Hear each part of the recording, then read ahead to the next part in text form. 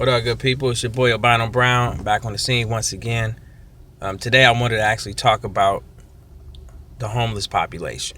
I want to talk about West Coast homeless versus East Coast homeless. So I'm from the East Coast, and back in Maryland, homeless people are a little different. They have to handle all four seasons. So it does get cold, freezing, rain, snow. So they got to really go somewhere. They got to really actually be more survivors out there. Like the homeless people in LA, they get to chill all year round because this is pretty much sunny. Like they can just chill out at the beach all year round. Like they live there or something. Like it's their house, and they just at the beach. So it's not too bad for the homeless population out here. Now I don't want to downplay it or whatnot. It is bad to be homeless, but there's just two different types. Okay, LA homeless is just is bougie. Some of these homeless folks are bougie. Now there's some people that aren't bougie, but they get overshadowed by the bougie ones. Let me give you an example. Back home, in Maryland, the homeless people back home, they very appreciative of the things they get. It doesn't matter if you give them a penny or $1.20. They happy. They happy. He's like, very appreciative. It's almost like if you seen Coming to America, when Prince Akeem went to the basketball game and he ran into his people, they identified him and they were just like, oh my God, it is him. This is the greatest moment in my life. And they took pictures with the brother, right?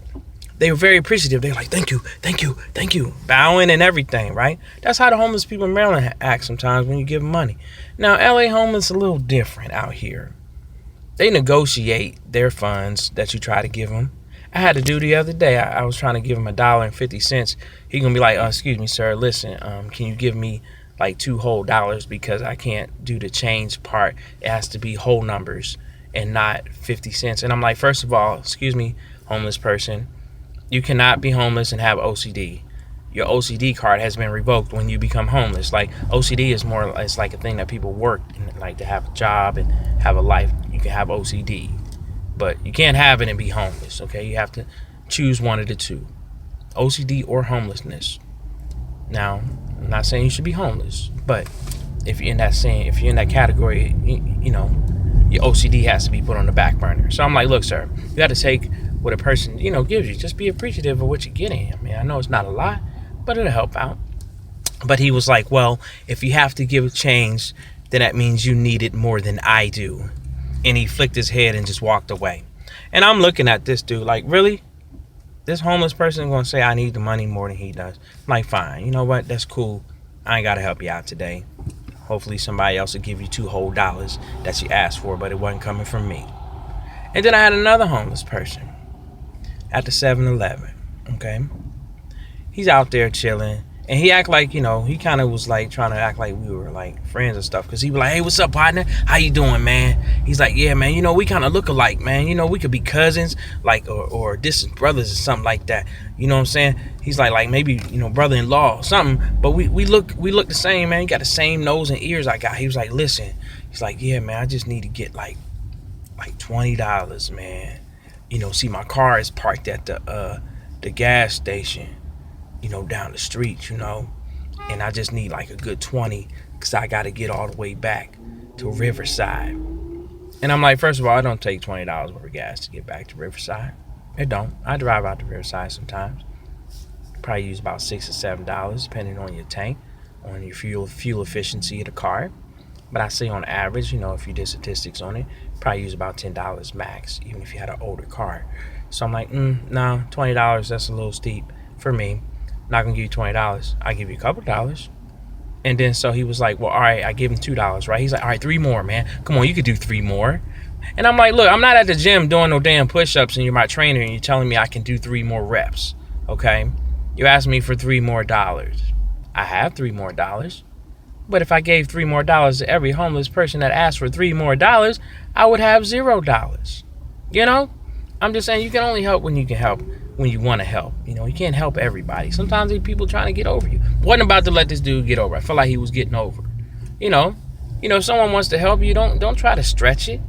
These homeless people out here, y'all try to stretch the money. We give you $5, you ask for 10. We give you 10. You want to take the $10 and then like ask for a pack of cigarettes and a bucket of chicken or some Chinese or something. You always want to add little side pieces to the meal when we give y'all money. And like, just take what you get, man. I have met a homeless person though recently that was homeless by choice. And it kind of amazed me though, because he actually lived down on Skid Row. But he got this big ass tent down on Skid Row. I went inside this nigga's tent. He got DirecTV inside the damn tent, hooked up. This dude got Van Gogh and Picasso paintings inside. I'm like, how are you homeless and you got Van Gogh and Picasso paintings, Salvador Dali paintings inside your damn tent? I'm like, that don't make no sense. That don't make no sense. First of all, homeless people, I'm not saying you don't know about paintings, but shouldn't have no fine taste in arts and be homeless at Skid Row. That don't go together. But he chilling. He taught me a lot about art that day. Almost made me want to invest in some art. And I'm like, this dude. But he chilling in his damn tent amongst the folks. He got one of them nice little bikes and stuff. He got like a real cool bike. It's almost like the Bentley of bikes parked next to his tent, man. He's just like, I don't know. He just like it down there. But he got a home somewhere. He got a family and everything. So I just like, it's just different levels to the homelessness out here, and I want to help everyone. I would. If I could, I would take all the damn homeless off the streets. But some of them motherfuckers need to stay there because some of them do some shiesty stuff that put them to be homeless, And those are the ones that's doing some shady shit. Yeah, they need to stay there. They need to be there and reminisce about, bad choices they made in their life and how, maybe if they had another chance, how they could fix it up and change it. But some of them just want to panhandle and swindle you for the rest of their life, and that's what they want to do. And for those homeless people, I can't help them. Can't help them. I had an old lady the other day, and she was homeless, and I helped her. This was like 2 weeks ago, actually, not the other day, but 2 weeks ago. She was an old lady, and she had a little kid with her.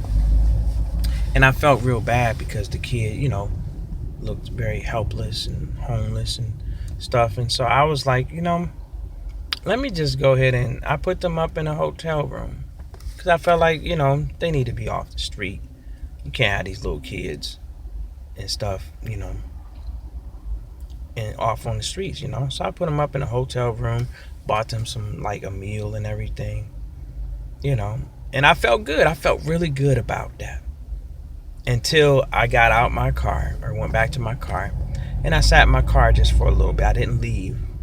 Did you know this lady went to a car. Now the kind of car she had a BMW.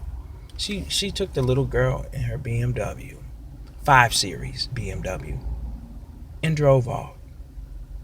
I don't have a 5 Series BMW. I don't have any kind of BMW. Except for boots made for walking. That's what I got. That's the only BMW I got. A set of boots that I walk in. And for her to drive away in a Beamer, in a 5 Series at that, it just let me know I can't help anyhow. It's like, there's no hope. How this lady gonna do me like that? She was an older woman. I felt like she really needed help. And she got a free meal and free room tonight. It was almost like complimentary thanks to Albino Brown. Got you a nice free meal and everything. So that's what I'm talking about. People in LA, the homeless folks out here, I don't trust them. You know what I'm saying?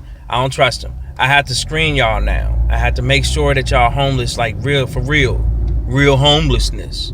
I gotta screen them. I don't know how. I have to figure out a way to screen y'all. Haven't figured it out yet, but I'm gonna